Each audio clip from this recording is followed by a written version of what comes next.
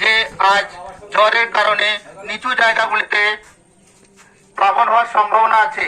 তাই আপনারা কেউ নিচু জায়গাগুলিতে থাকবেন না এবং প্রয়োজনে পুলিশ প্রশাসনের সাথে যোগাযোগ করুন এবং তাদের সাথে সহায়তা করুন। কেউ অযথা আতঙ্কিত হবেন না। বিগত দিনের অতি ভারী বৃষ্টি ও ডিভিসি ব্যারেজের জল ছাড়ার ফলে হুগলি সহ বিভিন্ন জেলায় বন্যা প্লাবনের সম্ভাবনা তৈরি হয়েছে। হুগলি জেলার বিভিন্ন অংশে জল বেরিয়ে যাওয়ার ফলে তৈরি হয়েছে বন্যা পরিস্থিতি।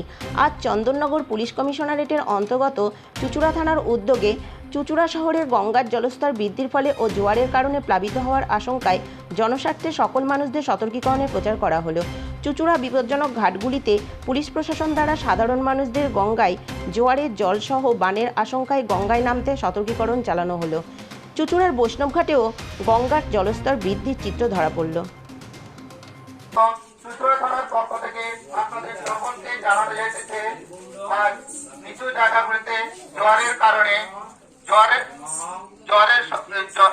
প্লাবন হওয়ার সম্ভাবনা আছে।